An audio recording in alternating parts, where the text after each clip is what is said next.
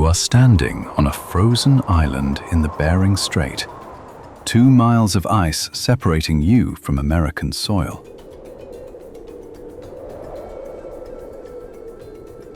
Step onto that ice, and you cross into tomorrow. Step back, and you're in yesterday. Somewhere behind you, a country the size of 2 continents holds its breath.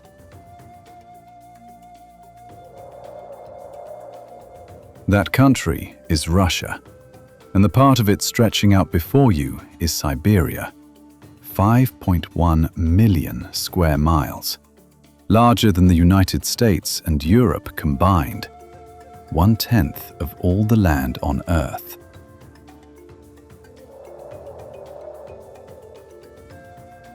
Most of it is frozen for half the year.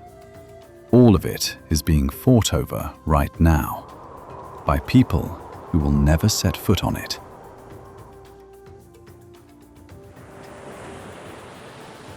Somewhere south of here, a single pit cut into the rock is large enough to have swallowed an entire city, and very nearly did.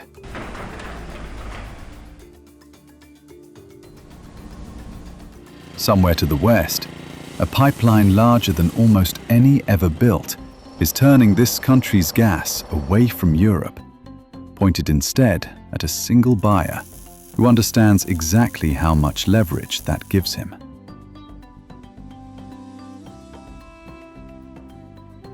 Further south still, 2 countries are quietly fighting over a lake old enough to predate written history, and the outcome is still not decided.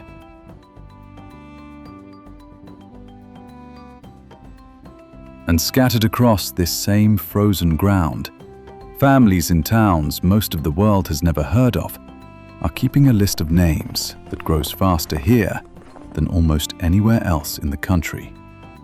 The cost of a war fought hundreds of miles away.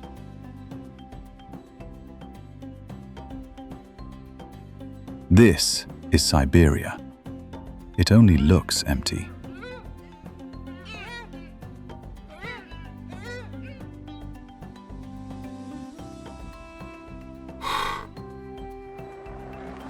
To fully understand Siberia, you first have to understand that it isn't one country. It's the seam where 2 continents and 2 world powers nearly touch. Where 2 continents meet.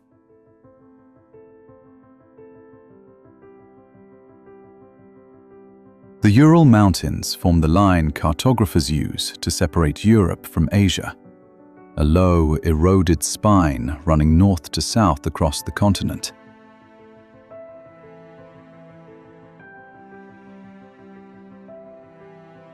There is no fence here, no checkpoint, just a boundary on a map that happens to fall across some of the oldest mountains on the continent.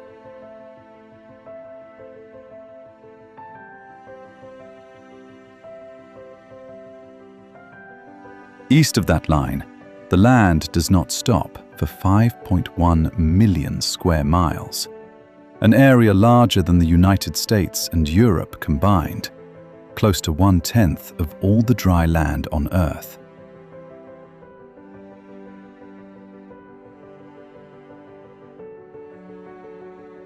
Most maps call this one country. It behaves like several.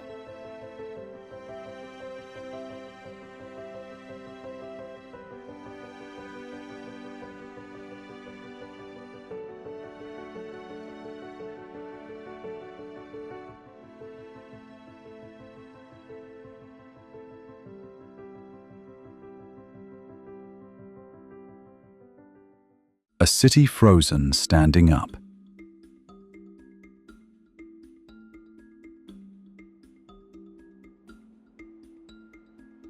East and north in the Sakha Republic, Yakutsk sits directly on permafrost that never fully thaws, even in summer.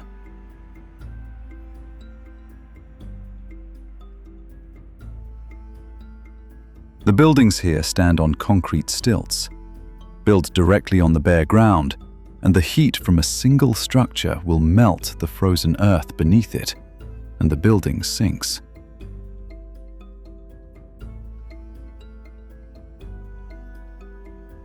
Water and sewage pipes run above ground here, wrapped and insulated, because burying them would mean cutting through ice that never lets go.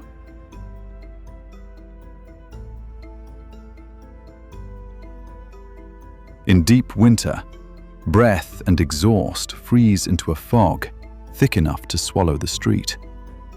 Below a certain temperature, diesel itself gels in the fuel line, which is why parking lots across the city are lined with posts built only to keep an engine block warm enough to start.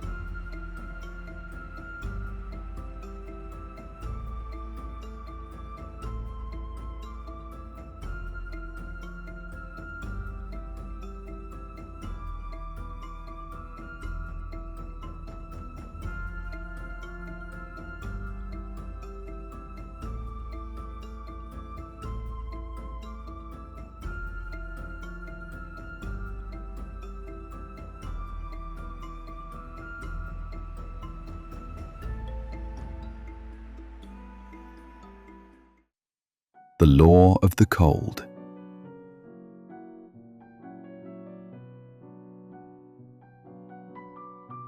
Further into the Sakha Republic sits Oymyakon, one of the coldest inhabited places on the planet.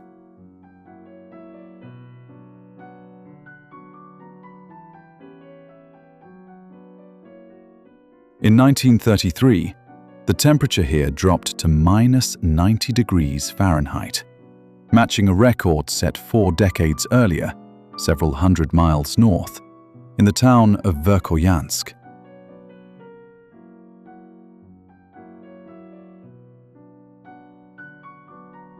At that temperature, the moisture in a single exhaled breath freezes instantly into ice crystals, striking the air with an audible hiss. The Sakha people have a name for it: the whisper of stars.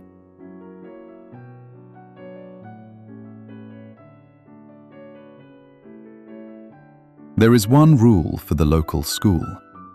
Classes do not close for cold until the temperature drops below -58 degrees Fahrenheit, and not a single degree before that.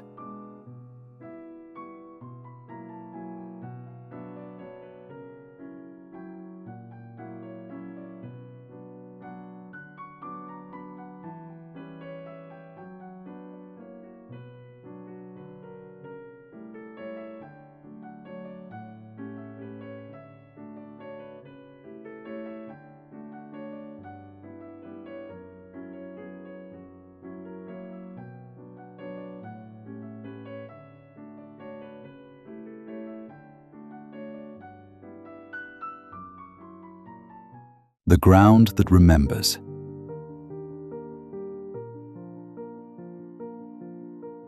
North and west of here, in the valley of the Yana River, the ground itself is collapsing.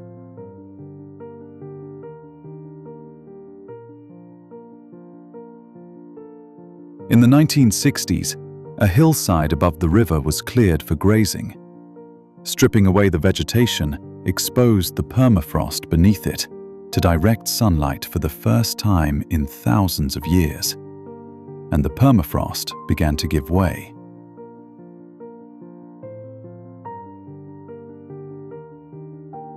Locals call the hole left behind the gateway to hell. It grows by roughly 35 million cubic feet of collapsed ground every year, and what it exposes is ice that has stayed frozen undisturbed for up to 650,000 years.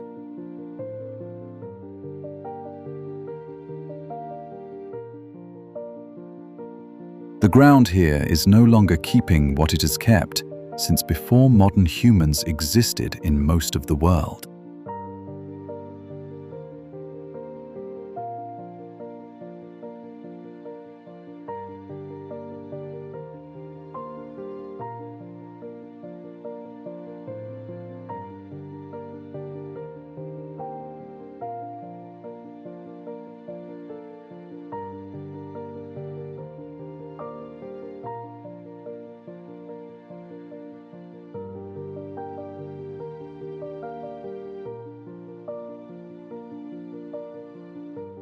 The edge of the ice.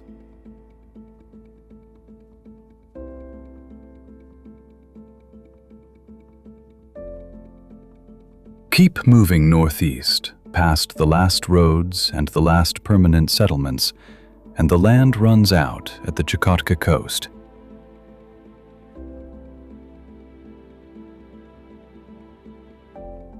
From here, at the strait's narrowest point, only about 51 miles of water separate this coastline from Alaska.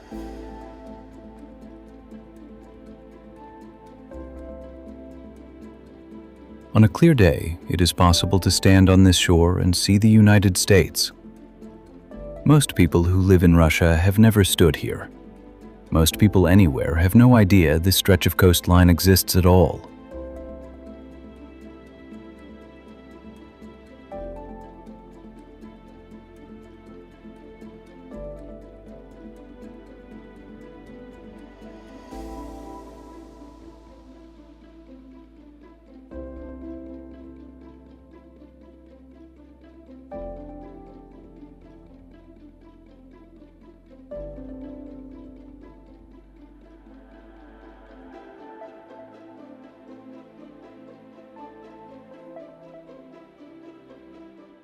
The hunter beneath the ice.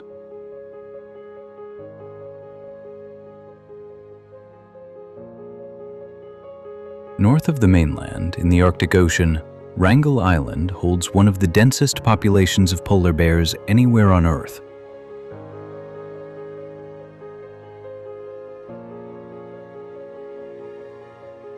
An adult male here can weigh more than 1,700 pounds. Standing on his hind legs, he reaches over 10 feet, taller than the doorway of most houses.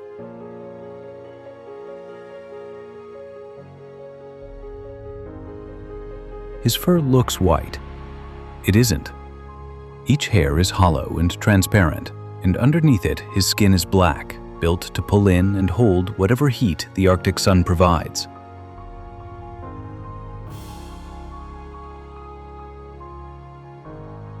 He hunts from the ice, not the water, waiting motionless over a breathing hole until a seal surfaces beneath him.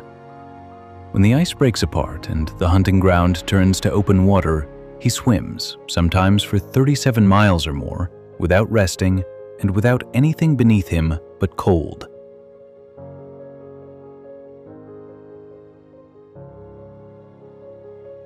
Somewhere below the surface, near broken ice, a shape is moving that a swimmer would not see coming until it was already too close.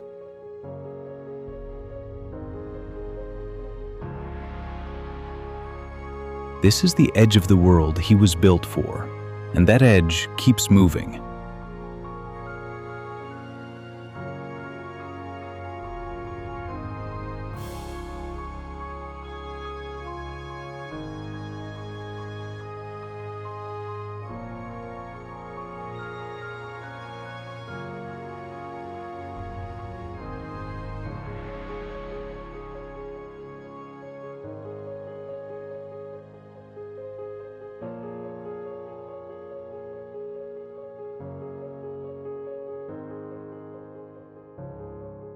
A city swallowed by stone. South and west, back across the interior of Yakutsk, sits Mirny, built around the richest diamond deposit in Russia.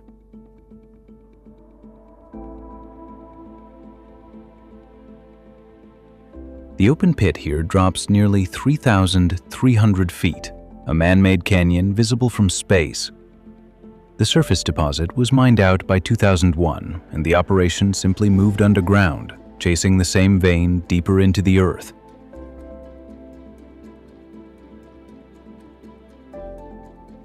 What comes out of this ground does not stay in this ground for long.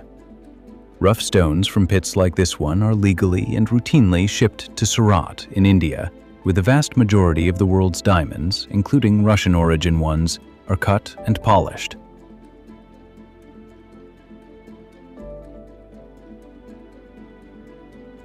Once a stone passes through that process, it can legally enter Western markets labeled as a product of India, not Russia. It is a loophole, not a secret, and it means a diamond that began in permafrost a few hundred miles from the Arctic Circle can end up on a hand in Ohio with no record of where it actually came from.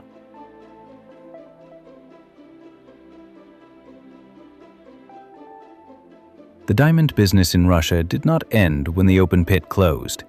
It only went deeper and quieter.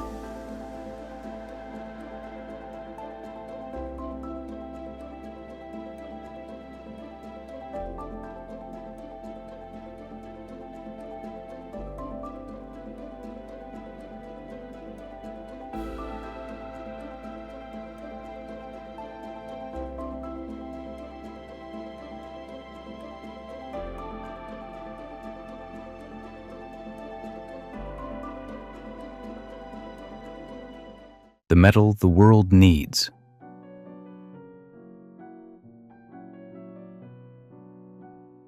Far to the west, on the Tamal Peninsula, sits Norilsk, a city built by forced labor under Stalin to extract metal the state needed and nobody chose to live near.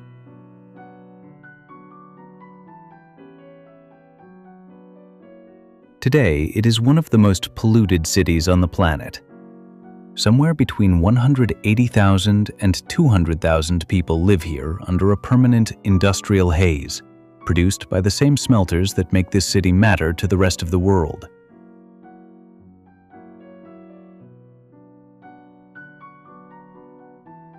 Norilsk nickel supplies a meaningful share of the planet's nickel and palladium, metals inside the catalytic converter of almost every gasoline car on Earth, and increasingly inside the batteries of electric ones.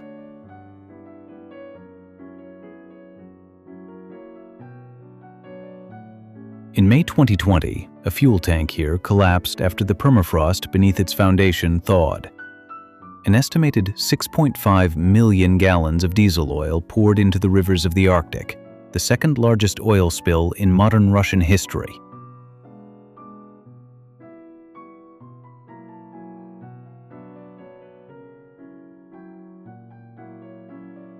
The metal in a car parked in an ordinary driveway thousands of miles from here very likely passed through this same haze on its way out of the ground.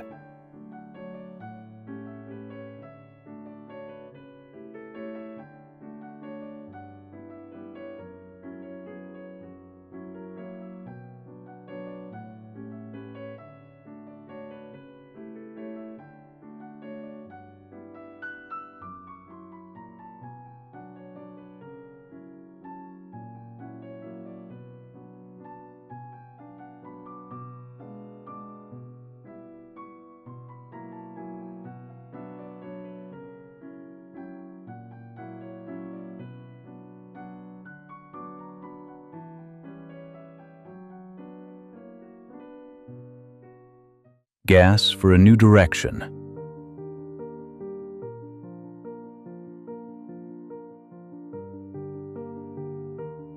West and north again on the Yamal Peninsula, a pipeline is being built that will carry roughly 50 billion cubic meters, close to 1.77 trillion cubic feet of natural gas every year, not toward Europe, but toward China.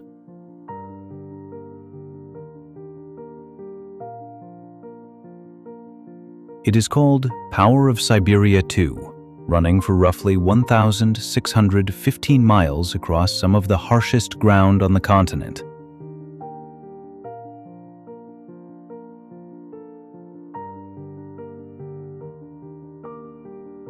The reason it exists is a number that collapsed. In 2021, Russia sold approximately 157 billion cubic meters of gas to Europe. Today, that figure has fallen to a fraction of what it once was, and the pipelines that used to carry it west now sit largely unused.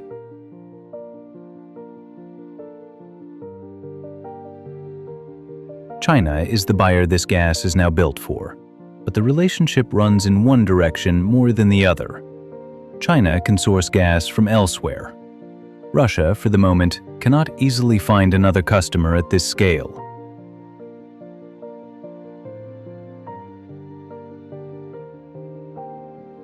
The headlines call this a partnership.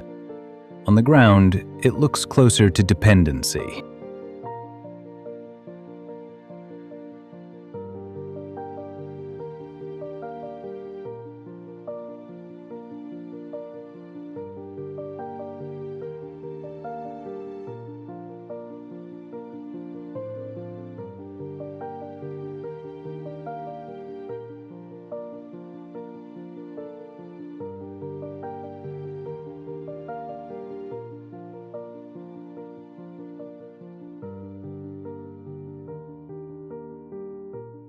Oil fields caught in between.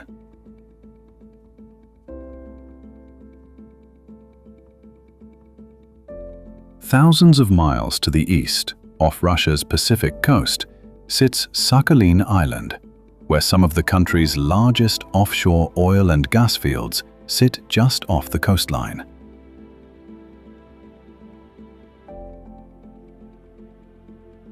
In 2022, after the invasion of Ukraine, Shell and ExxonMobil both exited their stakes in Sakhalin's energy projects. Exxon took a $4.6 billion impairment charge to walk away from a field it had spent decades developing.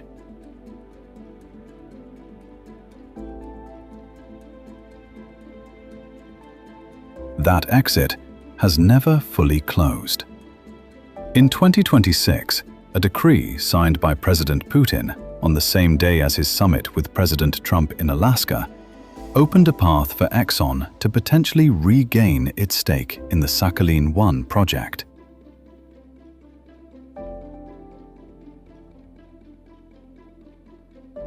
Nothing here is settled.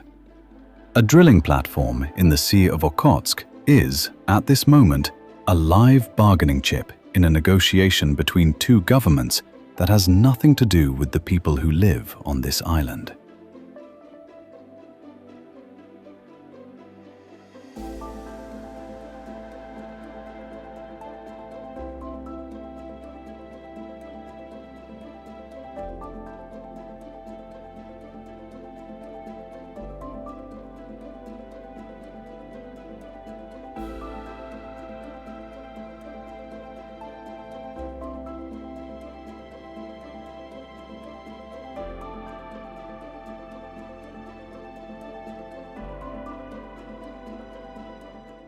A shortcut through the ice.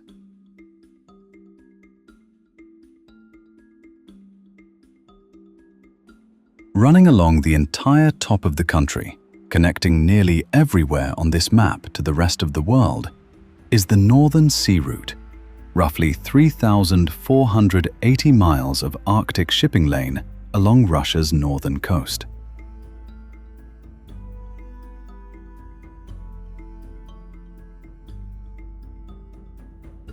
For most of history, this route was frozen shut for all but a few weeks a year. That is changing.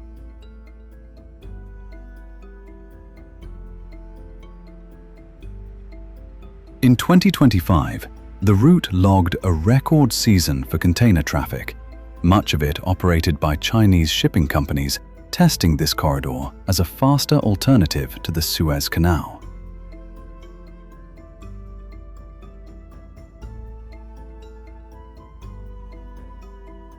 A ship that once had to sail around almost the entire landmass of Asia can now cut straight across the top of it for part of the year, because the ice that used to block the way is no longer reliably there.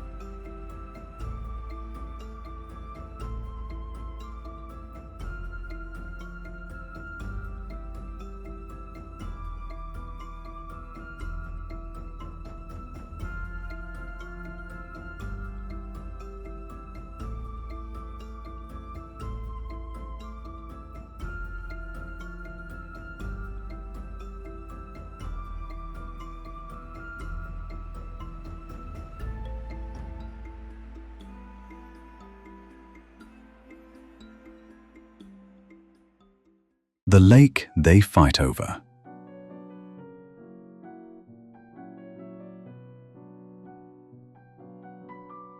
Far to the south, near the border with Mongolia, lies Lake Baikal, the deepest and oldest lake on Earth, reaching down 5,387 feet and holding roughly a fifth of all the unfrozen fresh water on the planet.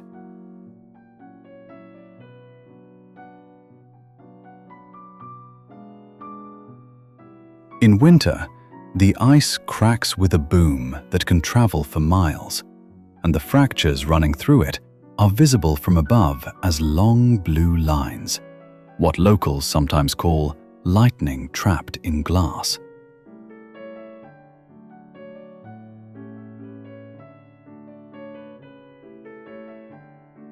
The lake is sacred to the Buryat people, who have lived along its shore for generations and tie ribbons near the water as offerings.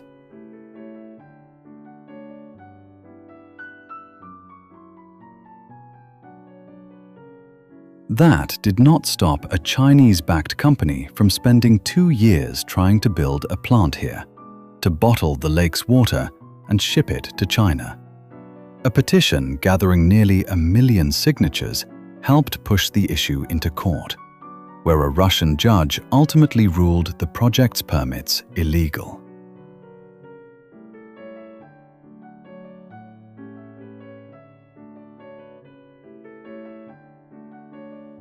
At a rail stop on the lake's southern shore, older women still sell smoked omul, the lake's own fish, to passengers leaning out train windows during the brief stop on the 9-day crossing east. It remains one of the only points on that entire journey where the train and the people living beside the tracks actually touch.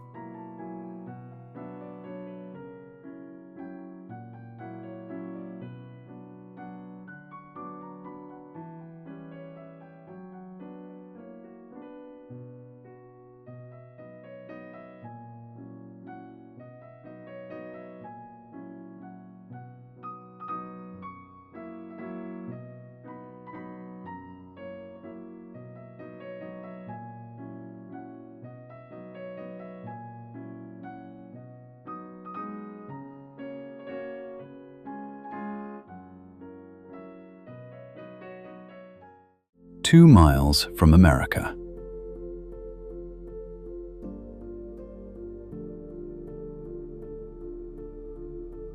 Back at the edge where this journey began, 2 islands sit in the middle of the Bering Strait, close enough to see each other across the water.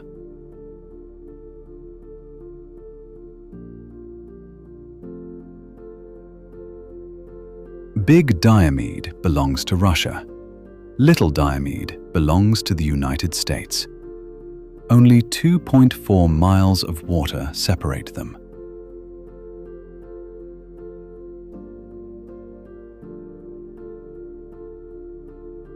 Because the international dateline runs directly between the 2 islands, they sit 21 hours apart.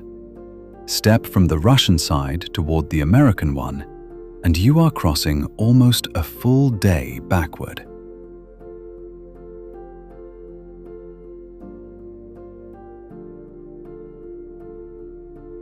During the Cold War, this strip of water earned a name: the Ice Curtain, a frozen mirror of the wall that once divided Berlin.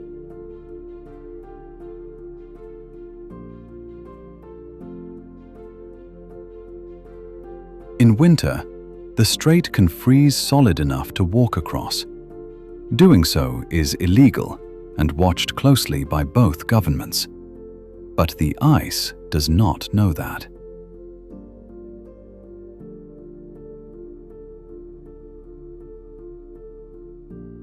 Recent reporting describes this stretch of water as more tense now than it has been in years.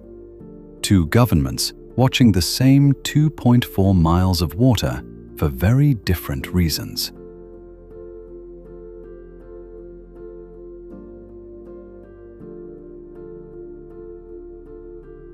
Everything this documentary has described, the gas, the metal, the diamonds, the lake, runs up against this exact stretch of frozen water.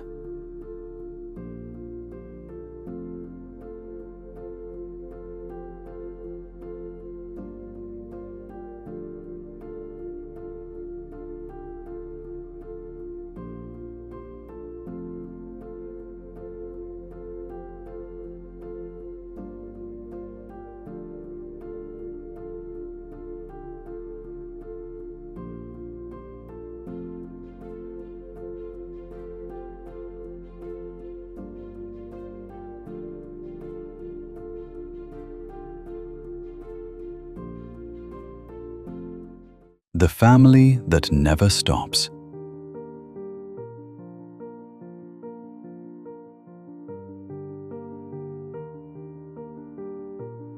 West again, back on the Yamal Tundra, Nanette's families move with their reindeer herds across hundreds of miles of open ground twice a year, following a route their families have followed for generations.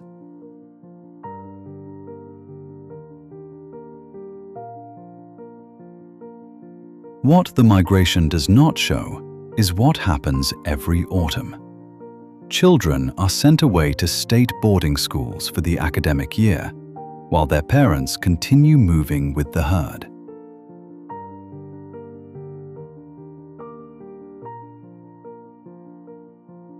Parents and children reunite again only in summer, when the migration pauses and the family is briefly whole.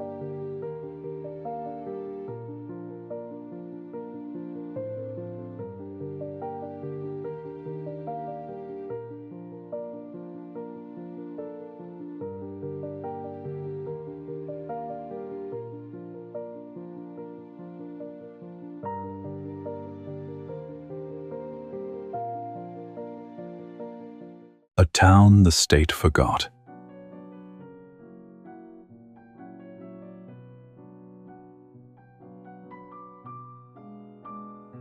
East once more, deep in the Magadan region, sits Kadykchan, a coal town built by Gulag labor for one reason: the state needed the coal beneath it.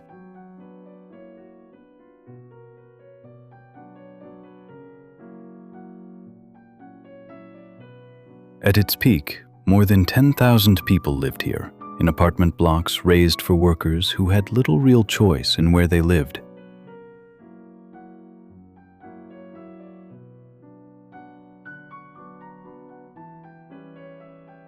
The mine closed in 1996. Within a few years, the subsidies stopped, the jobs disappeared, and so did almost everyone who lived here. What remains now are empty buildings, standing exactly where the state put them, with no one left to use them.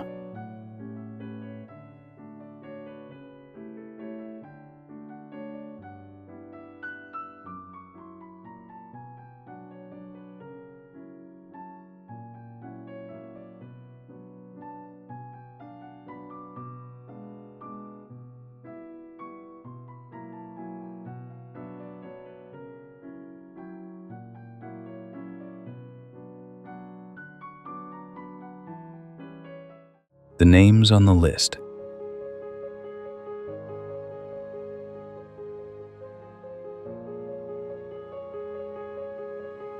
South again, near the shore of Lake Baikal, lies Buryatia, home to one of Russia's two Buddhist-majority populations.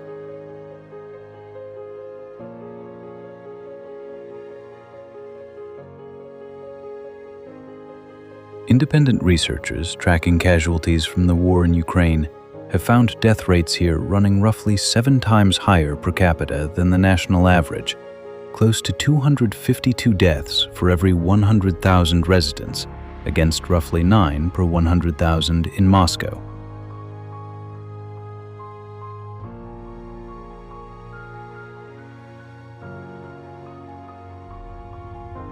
Among the Tofa, a small indigenous people of only a few thousand living in Tuva, at least 151 deaths have been confirmed, a toll that, by population, ranks among the highest of any group in the country.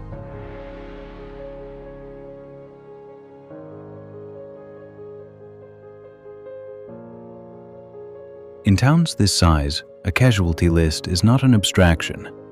It is a list of names neighbors recognize for a war fought over a border most people here could not place on a map.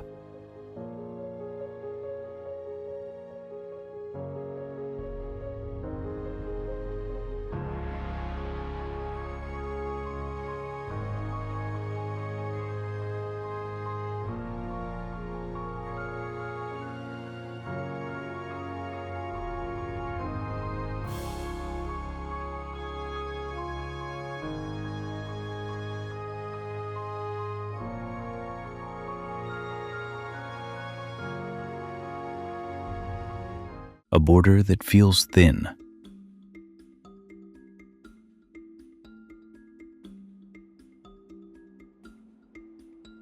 Far to the east, on the bank of the Amur River, sits Blagoveshchensk, a Russian city facing the Chinese city of Heihe across barely a few hundred meters of water.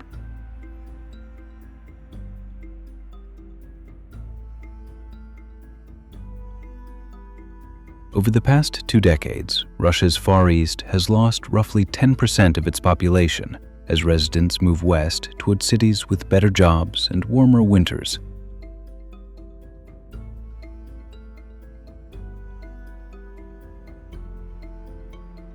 Daily life on this stretch of border runs more on Chinese goods, Chinese currency convenience, and Chinese labor than official talk of sovereignty would suggest.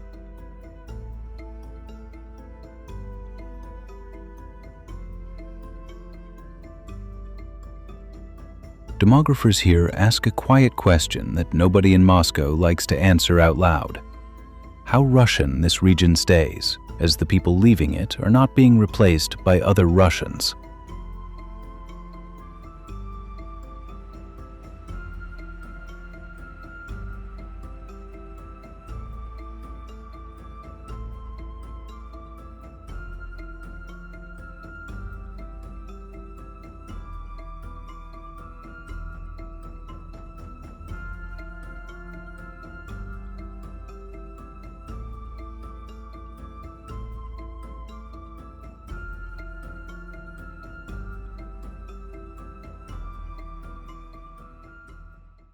Yesterday, looking at tomorrow.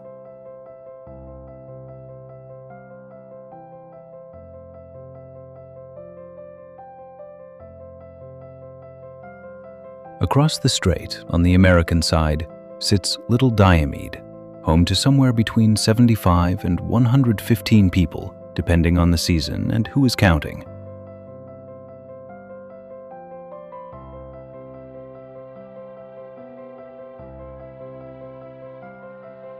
Every one of them lives within sight of Russia.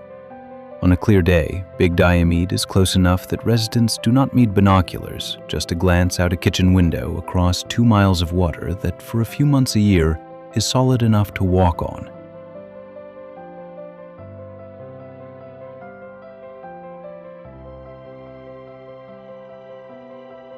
This is not a documentary location to the people who live here. It is just home.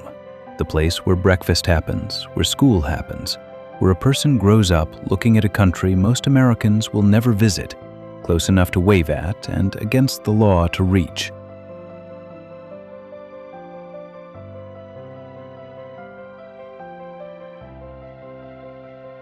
Everything this film has described, the gas pipelines, the diamond pits, the melting permafrost, the names on a casualty list hundreds of miles inland, eventually narrows down to this single 2-mile gap, watched from a kitchen window on an island most of the country has never heard of.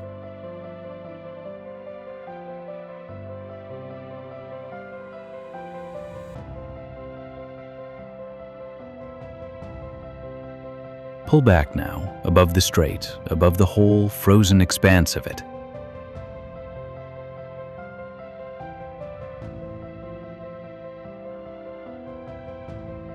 Siberia looks empty on camera.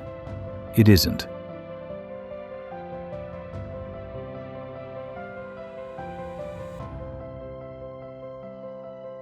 Underneath that camera, in real time, gas is being redirected, diamonds are being relabeled, glaciers are losing ground they have held for hundreds of thousands of years, and 2 governments are watching each other across 2 miles of frozen water.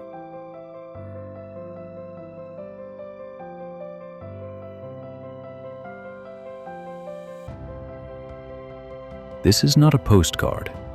It is the edge where several different versions of the future are quietly being decided by people who will never visit it and may never even learn its name.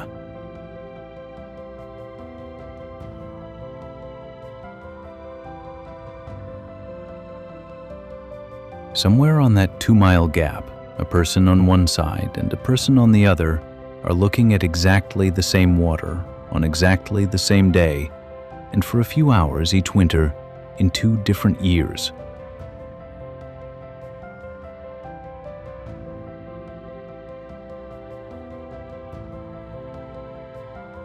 That gap will still be there long after this documentary ends.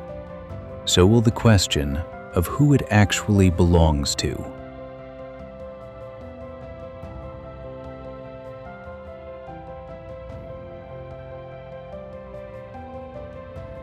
Subscribe to Worldly and let the next country, waiting somewhere else at the edge of the map, find you.